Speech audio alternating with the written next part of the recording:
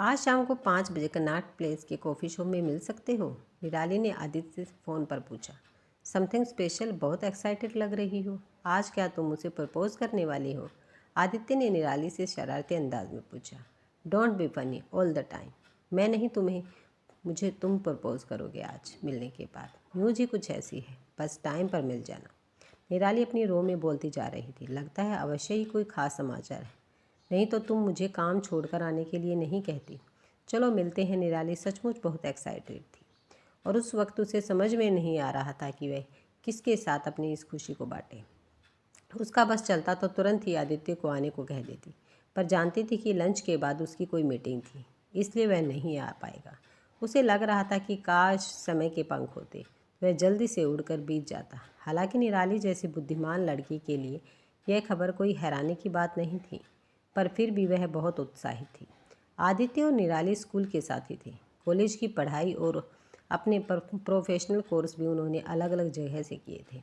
हालांकि उनके विषय और अध्ययन के क्षेत्र लगभग समान ही थे, इसके बावजूद स्कूल की वह दोस्ती आज तक कायम थी और इतना वक्त एक दूसरे के साथ गुजारने, एक दूसरे को अच्छी तरह समझने और अपनी हर बात एक दूसरे के साथ शेयर करने के कारण यह तो तय था कि वे आगे भी साथ ही रहेंगे। निराली के माता पिता भी इस ओर से निश्चिंत ही थे कि आदित्य जैसा लड़का उनकी बेटी ने चुना है। हालांकि दोनों ने कभी शादी के विषय में डिस्कस नहीं किया था, पर आंखों की मूर्खता मानो जैसे स्वीकृति दे रही हो। वैसे भी उन दोनों के रिश्ते में किसी तरह की औपचारिकता तो थी ही नहीं। अब बता भी दो निराली। कॉफ़ी का सिप लेते हुए आदित्य ने उसकी ओर सैंडविच बढ़ाते हुए कहा। तुम तो मुझे इतनी अच्छी तरह समझते हो, कुछ अनुमान लगाओ कि क्या बात हो सकती है। निराली बढ़ते सस्पेंस का आनंद ले रही थी। वैसे भी ग्रिल सैंडविच उसे इतने पसंद थे कि कुछ पल के लिए उसने अपनी एक्साइटमेंट पर काबू पा लिया। लगता है कि तुम्हारी शादी तय हो गई है। कौन है वह बदनसीब? आदित्य ने चुटकी ली। अपनी इस मजाक करने की आदत से बाज आ जाओ, वरना मैं तुमसे बात नहीं करूँगी। निराली ने ऐसा चेहरा बनाया मानो वह उससे रूठ गई हो। ओके बाबा, गलती हो गई, लेकिन अब तो बता दो, आदित्य ने उसे सैंडविच खिलाते हुए कहा। मुझे एक इंटरनेशनल ब्रांड जो भारत में अपने और आउटलेट्स खोलना चाहता है, उसमें रिटेल मैनेजर की जॉब मिल गई है। बढ़िया पैकेज और ग्रो करने की संभावना भी बहुत है। अगर यहाँ के आउटलेट्स का रिजल्ट मैं 100% देने में कामयाब हो गई तो विजुअल मार्केटाइज़र का पद भी मिल सकता है ना कमाल की खबर। निराली की खुशी उसके अंग अंग से टपक रही थी। उसे लग रहा था कि अभी आदित्य उसे बधाई देगा और उसकी प्रशंसा करेगा।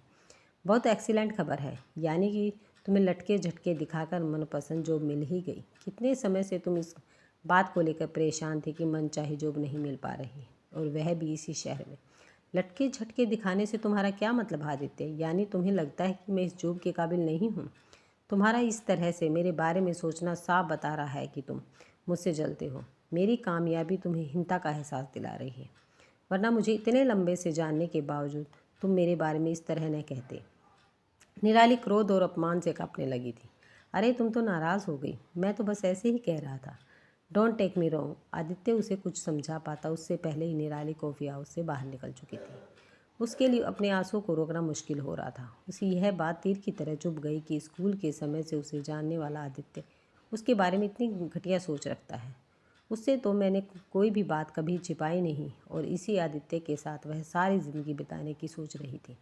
निराली को अपने पर झुंझलाहट होने लगी। आखिर वह कैसे आदित्य को समझने में चूक गई। हमेशा उससे आगे रहने वाली निराली शायद अब तक समझ ही नहीं पाई थी कि उसके अंदर एक हीन भावना भी पनप सकती है। उसके बाद आदित्य ने जब भी निराली को फ़ोन किया या उससे मिलने की कोशिश की तो वह नाकामयाब ही रहा। निराली उसके इस मजाक को लेकर इतनी टची हो गई, उसने सपने में भी कल्पना नहीं की थी। उसे इस बात का दुख हो रहा था कि निराली उसके प्यार को अनदेखा कर रही है, उसकी इस बात को पकड़ कर बैठ गई है। वह एक बार बात कर लेती तो शायद उसके मन की पड़ी गांठ को खोल पाता। निराली के लिए इस नौकरी को पाना किसी चुनौती से कम नहीं था, इसलिए वह जी जान से अपने काम में जुट गई। उसने सोच लिया कि आदित्य नामक अध्याय उसके जीवन में बंद हो चुका है, इसलिए वह उसके साथ नए होने से पैदा हुई रिक्तता को भरने के लिए पूरी तरह काम के प्रति समर्पित हो गई। रिटेल मैनेजर का काम आउटलेट के लिए प्लान तैयार करने से लेकर कोऑर्डिनेशन तथा ऑपरेशन आदि होता है। लेआउट के मार्केटाइज, रिटेल ऑर्डर तथा स्टॉक की मॉनिटरिंग, कार्यरत लोगों की रिपोर्ट तैयार करना भी उसके विभाग के अंतर्गत आने वाले काम थे। उस ऑफिस में अपने प्रति लोगों का व्यवहार देख पहले तो उसे आश्चर्य हुआ कि लोग कितना एंटी फ्रेड एटीट्यूड रखते हैं, लेकिन 1 महीने बाद फिर पता चला कि एक खास व्यक्ति सारे काम पर नज़र रखने के लिए नियुक्त किया गया है, जो सीधे तो नहीं उसके सीनियर के माध्यम से उसके काम की रिपोर्ट लेगा। उससे मिलने की उत्सुकता निराली के मन में जागी, पर कभी मिलने का मौका नहीं मिला, क्योंकि एक तो कहीं और बैठते थे और उनको लेकर एक गोपनीयता भी रखी गई थी। बाकी लोगों का सहयोग उसे मिलने लगा। आउटलेट का प्लान तैयार हो गया। प्रेजेंटेशन देने के बाद वह अपने कैबिन में आ गई। अगले दिन उसके सीनियर उसके कैबिन में आए और बोले, प्लान तो अच्छा है, मगर अगर तुम इसमें रेखांकित जगहों पर संशोधन और सुधार कर सको तो इसे अप्रूवल मिल जाएगा। निराली को थोड़ा आश्चर्य हुआ यह देखकर, वरना अक्सर सीनियर तो अपने माथ हाथों को नीचा दिखाने की कोशिश लगे रहते हैं और यहाँ उसकी कमियों को छिपाया जा रहा है। आउटलेट खुल जाने के बाद अपने ब्रांड को इस तरह बाजार में उतारना कि भारतीय मार्केट पर भी उस पर कब्जा हो जाए, इसके लिए निराली ने जितने भी प्रपोजल दिए वे पसंद किए गए। हालांकि हमेशा उसके सीनियर ने उससे पहले कहीं में सुधार करवाया और बाद में सबके सामने प्रशंसा भी की। उसकी प्रोडक्ट सर्विस भी लाजवाब रही। उसकी कंपनी को लगातार ऑर्डर मिलने लगे। ब्रांड प्रमोशन के लिए वह हमेशा नई योजनाएं बनाती रहती। उसे इस बात की भी हैरानी होती कि पहले तो उसके प्रपोजल इतनी आसानी से अप्रूव नहीं होते थे। थोड़ी कमी होने पर भी दोबारा प्लान तैयार करने के आदेश दिए जाते थे, लेकिन अब उसे सुझाव मिलते रहते थे ताकि उनके अनुसार चीज़ों को सुधार व अपडेट कर सके। अब निराली को समय समय पर अपने काम का क्रेडिट मिलने लगा, पर न जाने क्यों उसे लगता कि उसकी गलतियां या कमियों को उस तरह से उजागर नहीं किया जाता जैसे कि बाकी सहयोगियों की। लोग दबी जबान भी कहते थे कि उसके साथ फेवर हो रहा है, पर क्यों वह जितना सोचती उतना उलझती जाती। एक बार अपने सीनियर से उसने इस बात पर विषय भी करनी चाहिए तो वह कहने लगी, यह सब तुम्हारी काबिलियत का फल है, अपने को अंडर एस्टिमेट मत करो। आदित्य से मिले निराली को 6 महीने हो चुके थे। पहले तो उसने भी निराली को मिलने की कोशिश की, लेकिन बाद में वह खामोश हो गया था। उसे पता भी नहीं था कि आजकल आदित्य कहाँ है। यह तो उसे पता लगा था कि अपनी नौकरी छोड़ चुका है, अब किसी और जगह काम कर रहा है, पर कहाँ।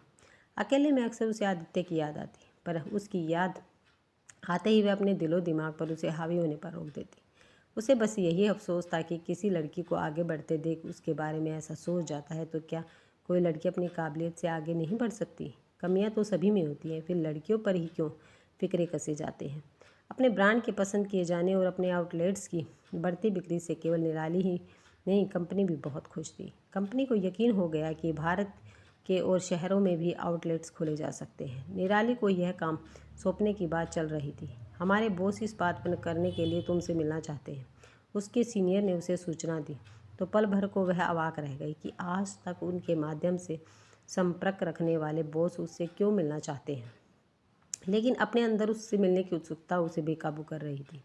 एक आलीशान ऑफिस के विशालकाय कैबिन में जब उसने प्रवेश किया तो बॉस की पीठ उसकी तरफ थी। तुम्हारे परफॉर्मेंस और काबिलियत से कंपनी बहुत खुश है, इसलिए वह तुम्हें प्रमोट करना चाहती है। आवाज़ सुनकर निराली सकते में आ गई। फिर अपना वहम समझकर कुछ कहना ही चाह रही थी कि कुर्सी घूमी और एक चेहरा उसके सामने आ गया। तुम आदित्य को अपने सामने देखकर वह कुर्सी से गिरते गिरते बची।